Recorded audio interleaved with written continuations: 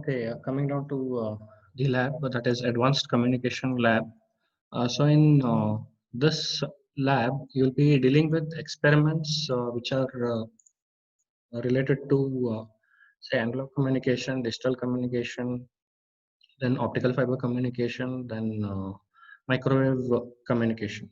So these are the things what you'll be dealing in your hardware part, and in simulation part you'll be dealing with say a data representation like NRZ and RZ, then a PCM implementation, that is pulse code modulation and demodulation part, then QPSK transmission and reception in simulation part, and apart from that you have another binary DPSK for non-coherent detection.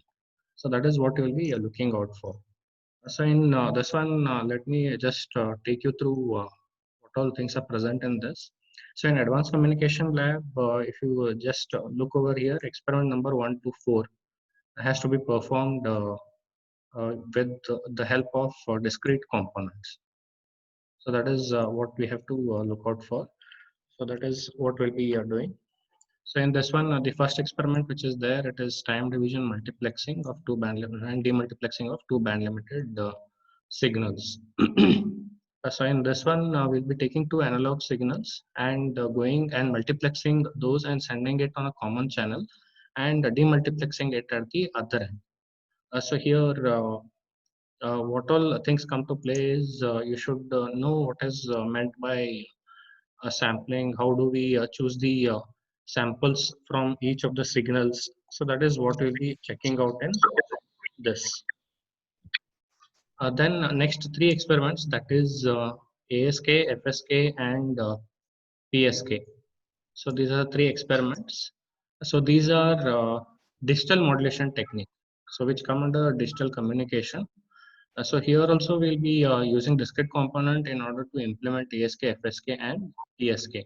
So which is similar to AM, FM, and PM respectively.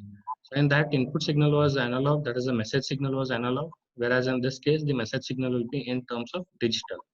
So that's the difference, and because you're dealing with the digital, you'll be having some advantages, pros and cons will be present. So that is what we'll be looking out in these cases. Then next, this thing is measurement of frequency, guide wavelength, power, VSWR, attenuation using a microwave test bench. So in this case, what happens is here you will be moving with the microwave communication aspects. You'll be moving with the microwave communication aspects over there. Okay. So in this one, right, you'll be using microwave source generator, which will be generating frequency in the range of, in a lab setup, we have in the range of 8 to 10 gigahertz. So that we'll be using, and we'll try to identify what is the frequency that is being generated by the source, what is the exact frequency, then what is the guide wavelength with respect to that, and what is the power consumption, what is the VSWR value for the given devices, and then what will be the attenuation that will be introduced. So that is what we'll be looking out in this case. So next is measurement of directivity and gain of a given antenna. So in this case, the antennas are dipole, microstrip dipole, and Yagi-Uda antennas. So these are the two things what we'll be using in order to measure its directivity and gain. Now, since you are dealing with microwave and antenna as a subject, so in that first part, you'll be dealing with microwave aspects. So after that, the second half part starts to deal with the antenna aspects. So there you will come to know all these things. Okay. And here what we are doing is we are not using any waveguide over here. We'll be using the microstrip devices, the antennas which are present in microstrip form. So when we conduct this experiment, we'll check out how it is, what how say say a waveguide would look like, and how a microstrip device would look like. So that is we'll just check out. Then next, again, it's a microwave experiment itself, wherein we'll try to determine the coupling and isolation characteristics using a microstrip directional coupler. Then we'll try to identify what is the resonance characteristic of a microstrip ring resonator, and then we try to estimate what will be the dielectric material used for the substrate in order to build this microstrip resonator, ring resonator, then power division for a microstrip power divider. So these all experiments, right, from A to B, these all will be dealing with microwave elements. Hence, it also falls under the microwave communication, that is 567. Then the last one, which is there, so it is related to optical fiber. So wherein you will be measuring the propagation loss, bending loss, numerical aperture of an optical fiber. So that is what you will be looking out in this case. So that is part A. Then coming down to part B, which is related to simulation. So in this, as it is mentioned, you can use Scilab, MATLAB, Simulink, or LabVIEW. Now here, what we want to do is, since already you have studied MATLAB in DSP, right? So just we want you to get aware of some new thing, that is, we'll be dealing with the Simulink. So we'll use Simulink to implement the simulation experiments. Now, in this case, what we'll be looking out is, you'll be looking out for implementation of NRZ, RZ, sinusoidal, and raised cosine pulses. We'll be generating them, and we'll be trying to identify few of the parameters like the eye diagram. Then you'll be going ahead with pulse code modulation and demodulation. That is what you'll be looking out in the second experiment. And the third experiment, it will be QPSK transmitter and receiver. Already QPSK, DPSK, all these things you have studied in digital communication, one of the subjects in your previous semesters. So that is what you look out here. And the last one is binary DPSK, in which you go ahead for non-coherent detection. We try to implement these things, and we'll try to see what results we'll be getting. So for that purpose, we'll be going for Simulink. Okay. So this is the overview of your entire syllabus, what you have. Okay. Okay. So if you want to use Simulink, right, you can you can install MATLAB, and under that we'll be having the Simulink software available. So now here, so I have opened MATLAB.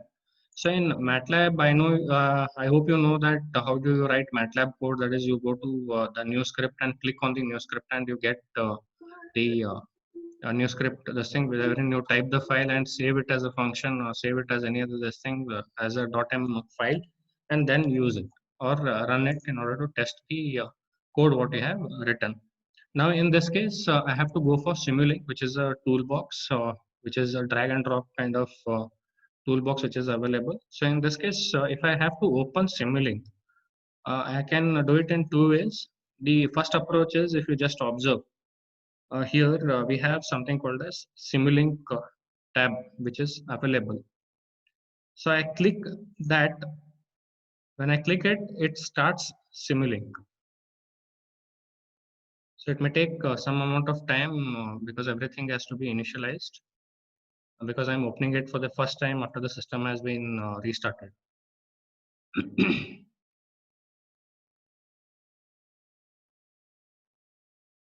Are you able to see the Simulink window? Are you able to see the Simulink window? Yes, sir. Okay. So this is how you open the Simulink, by just clicking one button over here, or else in command prompt, in command window. So what you do is, you type the command Simulink. Once you type the command and press enter, it will also direct you to the same page. It will also direct you to the Simulink page itself.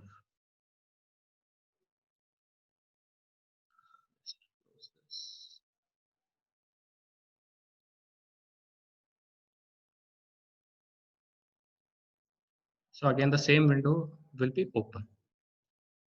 So these are two ways how you open the Simulink in MATLAB. Now here you can just observe that there are few things which are given. So under Simulink, if you just observe, You have blank model, blank library, blank project, then HDL code generator, simple simulation. So these are different things which are available. So if I just check out any other, say the last one, Vision HDL toolbox. So if I just check out, so I have some basic model which is being given here. Then if I want to check out state flow, so I have something called as chart, state flow chart, hierarchical chart. So many things are available. Okay. So these all when you're installing, if they are required, you can install it. Otherwise, you can uncheck these things and install Simulink. If anything else is required, again, you can go to apps and you can install those. That is here you have apps, right? Here you can install some of the required packages. Okay. So here we have Simulink. So under this, first thing what we do is we go for a blank model. So when I click on blank model,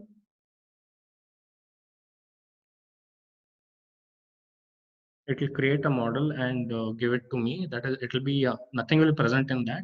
So wherein I can create my own stuff over there and create the entire model.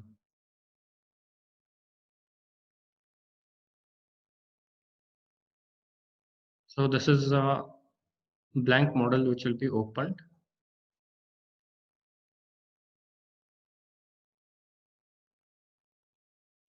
So the its name is untitled, which is specified over here. And now you generally should have a habit of saving whatever, say whenever typing or doing something, have a habit of saving it. Otherwise, if it powers down, then you will be lost with the whatever work you have done. So what I'll do is I'll just save this.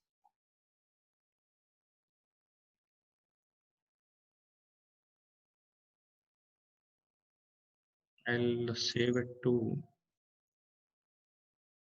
I'll save it as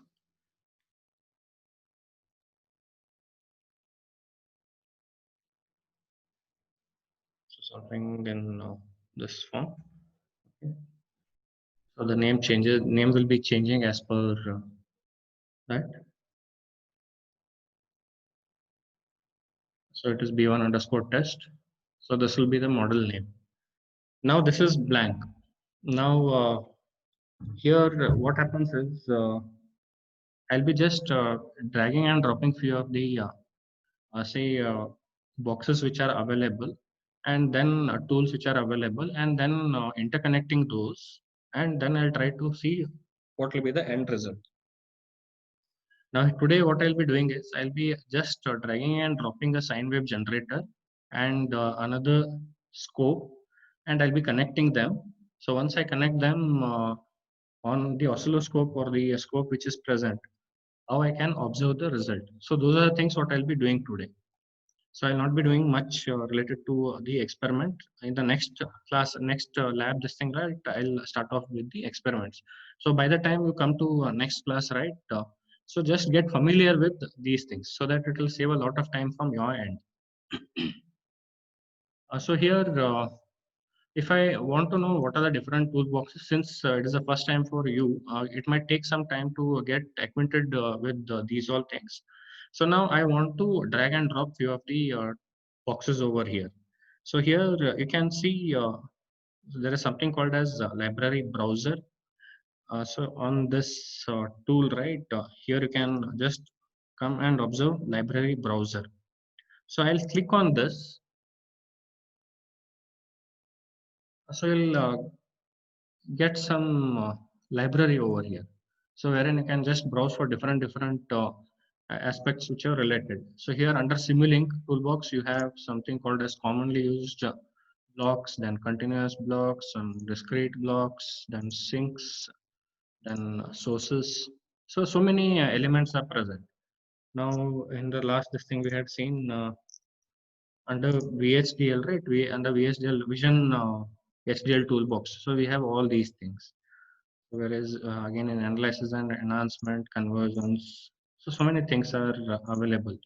Then you have vehicular network toolbox, which deals with the CAN, then XCP communication, J1939 communication. So these are just a few things to name. Then we have state flow. So these are things what we can observe. Okay. So these are just a few things to name up. So now under this, what happens is now under which all things are there, it will take some time to understand these things. So if I just go to say commonly used blocks, so you can see you have bus creator, bus selector, constant, type conversion, mux, demux, scope. So many things are available. Now what I want to do is I want to put a sine wave in the model what I want to create. So what I'll do is this visible to all? The Simulink library browser?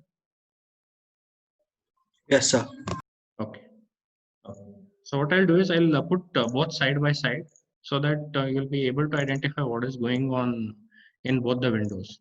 So B1 underscore test is the model what I have created, and in this presently nothing is there, but I want to put a sine wave generator over here and I want to put a scope, which is a simple thing. So here, since we use it regularly, we get to know where what falls. So as and when you get acquainted with this, you'll be familiar still better. So here under sources, if I go under sources, you can see that you have band limited white noise, chirp signal, constant, counter free running. So some digital clock, so many things are present over here. Say ramp generator, then random number. So many things are available. So now what I'll do is here you can see that there is something called as sine wave. So which when I just hover the mouse on that block, right, it will show me some parameters related to that, which tells Simulink under that signs, under that sources, under that I have sine wave. Now, how do I add this block to this model? So there are three ways of doing it. So first one is you take this model, click and hold that block, sine wave, say in this case, click and hold that block, drag and drop it in the model where you want to have that sine wave block. So I'll leave it here. So drag and drop it.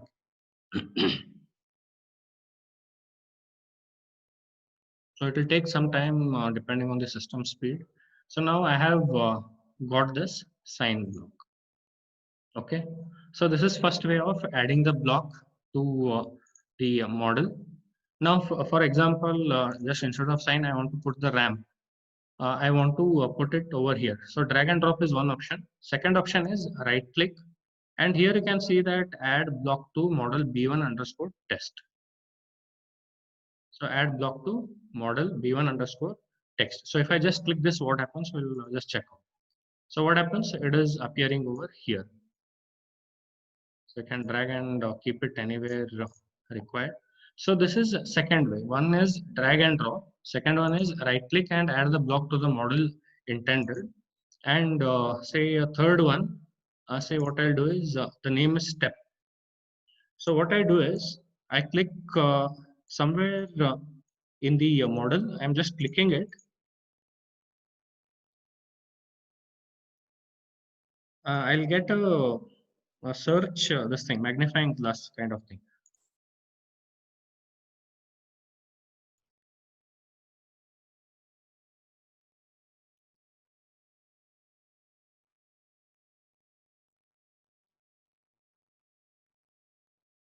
So this is the third way of adding it.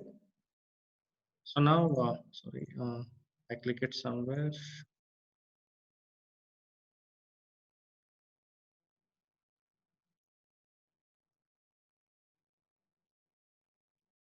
So when I get something of this kind, right? So that time, what you can do is, you can type the block name. So now remembering the block name for every case is difficult. So what you can do is you can start off slowly and then you can go ahead with the this method. So best the first this thing is drag and drop is you try out, then add the block to the intended model. So if you start remembering the names of the blocks, right?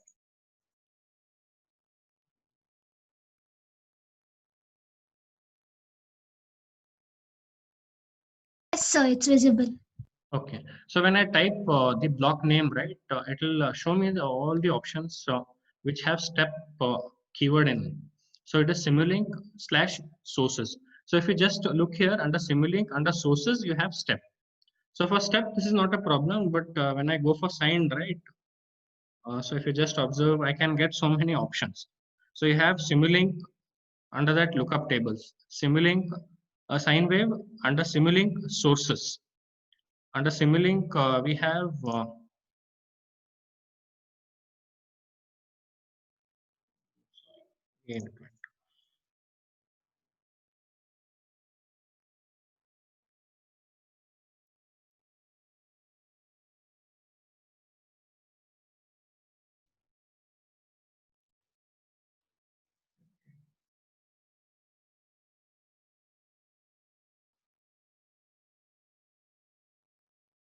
so if I take the first one, right? So I'll be getting the same block. Okay. So now what I'll do is I'll just remove this. So if I want to remove some block, either go click that this thing and delete it. That is one this thing, or right click and delete the block. Right click and delete it. So these are two options if you want to remove something. So now, so these are the two things. These are the three ways how you can add blocks to the model. So then next comes I want to put a CRO, that is the scope here. I want to see what the sine wave that is being generated here. So I know the name is scope because I have utilized it so many times.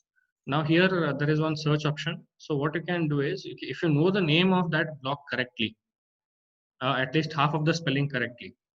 If you misspell it, then you will not be able to get the block. So I know that the name is SCOP, that is scope. I'll just press enter. So it will search out through entire thing. It will search out where all this thing is present. So here you can see that Simulink commonly used blocks under that scope. So if I go to dashboard, so under this Simulink underscore HMI blocks dashboard scope. So if I click this Simulink sync, under that we have scope. So these are different things which are available under different categories. Okay, so here you can see the next this thing under aerospace this thing. Okay, so in my case I've just used the commonly used block, that is this thing. I'll add it so it comes over here. So now I have placed the two things over here. Now I should have a connection between these two. This is how you do in your CRO, right? The same way. So what I do is I take the mouse and hover it at this tip, the tip which you can see here, right? I hover it over that tip. So I hover it till the mouse pointer gets converted to a plus sign. So when it gets converted to plus, click and hold it and drag it to the point where you want to connect it. So now when I drag it to the other end, right, it becomes solid. So when it becomes solid, right, you can release it. So now what happens is this is interconnected. This is interconnected. So these two are connected now. Is this fine up to this point? Hmm? Yes, sir. Okay. This is how you put the blocks and make the connections. Now, next thing is, it is like you have written the code now. You have written the code here. One is to generate and one is to view this. So you write, right? You type the command plot XYZ over this thing, or subplot 1 comma 2 comma 1. So you write something in this form, right? So something similar to this. So instead of writing that, you are having it over here and you are utilizing it. So now what we do is, now how once you write the program, right, you have to run it or compile it. So without compiling, you cannot test the code. So here, in order to compile it, right, we have one option here, that is you can just see that some play button is there. So if I click this button, it will compile and run this model. It can show over here. It is showing over here how much percent compiling. Okay, it has compiled. Now it is executing. So it has executed. It has executed. It has compiled and executed. Now, but I did not get any result. I couldn't see any result over there. So how do I check out the result in the scope? It has run the model. It has run the model, but I am not seeing any result over there. So in order to see that result, right, what you do is you go to scope, double click the scope. In this case, you have to double click it. So it will take some time. Are you able to see a sine wave on the screen? Yes, sir. Okay, so here you can observe a sine wave. Now I have got this, so I'll just cross verify what happens if I do some changes. So here you can just see it starts from 0, it moves up to some this thing. It has more than 1.5 cycle present in the given window. Now what happens, and you can see that it is +1 and -1, -1 to 1, peak to peak. Now I'll double click on the sine wave block. If I want to change some parameters, I have to go here and check these things.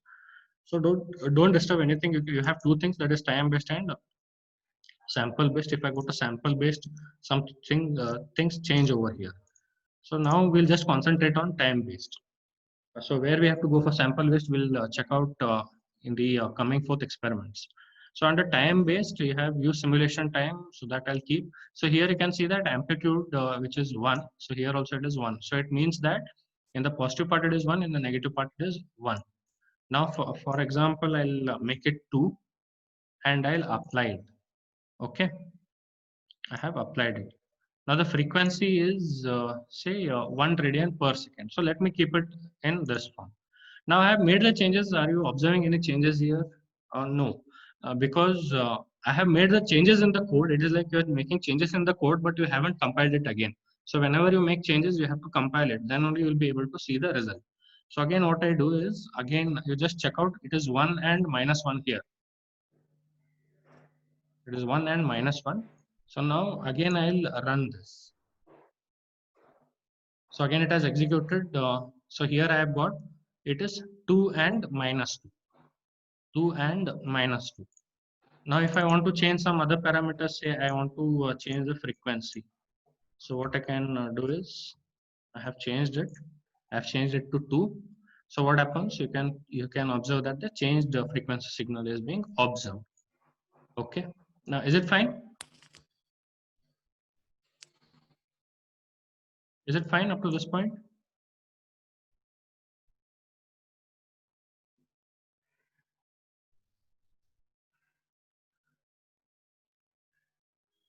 Now, suppose I want to see a ramp signal.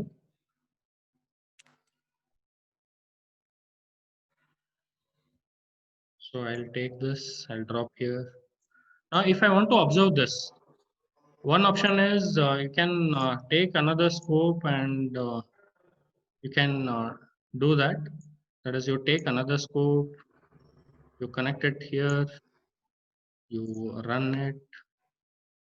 Okay, it runs. So here we can see this is a sign. When I double click the other one, you can see a ramp signal which starts from 0 and it goes up to 10. So these are two things. Now what happens is sometimes I want to do some analysis wherein I should check each of the signals with respect to the previous signal what I have given. So in such cases, checking it in different windows is not feasible. So it is not good to analyze this. So what we do is, I want to check the ramp signal also here only and sine also here only. So what are the changes I have to make? So now here, if I drag and drop, I'll not be able to do any changes. So here, let us just keep it in this form. Let us go for the first method on how do I, how you have channels, right? Channel 1 and channel 2. Here also I can have more than one channel kind of thing, okay? So here, the first method is uh, on this screen, that is a scope screen which is available. So you can see a configuration properties, this thing is there, icon. So click on that. Once you click, you can observe that number of input ports. So now it is specified as 1. Now it is specified as 1. Now I want it to be 2. So when I make it 2, just see what changes happen over here. So I'll just apply it. So you can see that another port gets visible here. Another port is enabled. Now suppose if I want say 5 ports, I'll apply it. So I'll get total five ports. So at present, what I'll do is I'll just go for 2. I'll apply it. I'll say OK. Now what I'll do is I'll make the connection. I'll make the connection. So drag and make the connections. Now changes have been done. Changes have been done, but I haven't run the model. So I'll compile and run it. So now I have done it. So now you can see that there is some change. There is a ramp signal. There is a sine signal on the same screen. Now, but what happens is I don't want to see both the signals at the same time. So what I do is I want it on separate layouts. So what I do is in this you can just observe that is number of inputs, input ports is 2, layout. If you click on layout, right, in what fashion you want. So when I just click that, it will make the changes. It will make the changes. So on one layout you have sine and another layout you have the other one. For example, if I want